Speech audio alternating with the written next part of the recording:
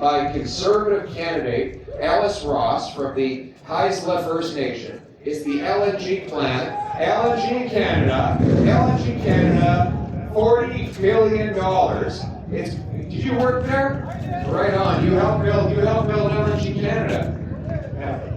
Coastal GasLink, which is the pipeline that gets to LNG. Now imagine if we did that 15 times. How many jobs would we have? How many hundreds of billions of dollars could we unlock in wealth for the people of British Columbia and the coastal First Nations, who will be the richest people in the world?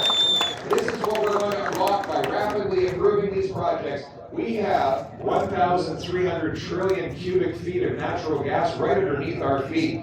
Gas that can be liquefied using our cold weather or clean hydro, and we can ship it off to Asia in half the time it takes to go from the U.S. Gulf Coast. So that's what we're going to do. Rapidly approve LNG projects to bring home the jobs to Canada and take the dollars away from the dictators for a change.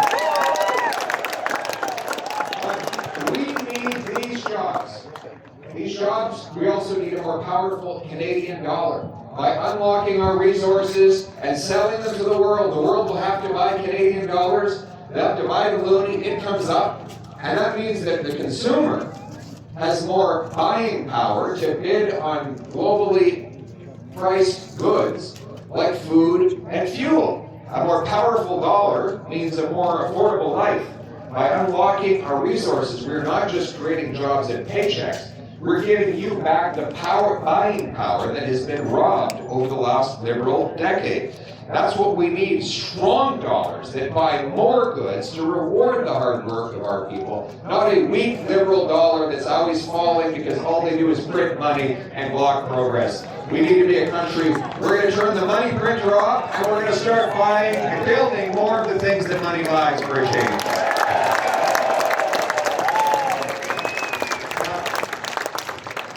Those dollars and paychecks to come home to safe neighborhoods. Because after the lost Liberal decade of rising costs and crime, you cannot handle another 4 years of this. We know that is there any crime around here? It's not safe? What's unsafe? You don't feel safe walking down the street. I talked to a guy this morning in the Lower Mainland. He's from Toronto visiting. He said in Toronto, I don't know if you heard this, the police have actually told people, leave your keys at the front door so that when somebody breaks in, they're looking to steal your car, they won't harm your family. They can just take the keys in a polite way and make off with your vehicle. Now this is actually the chief of police for the city of Toronto has given the people that advice. And you know what? This gentleman said he doesn't, because he doesn't want his family to get stabbed or shot.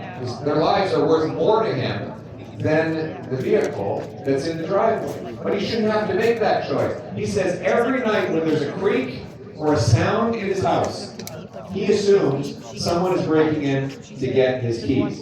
People should not have to live that way. They shouldn't have to worry when the car is gone in the morning, that their kids are in danger on their streets. But yet, after the lost Liberal decade of catch and release bail, C-75, this law allows the same 40 offenders, 40 of them, to be arrested 6,000 times in Vancouver in 1 year.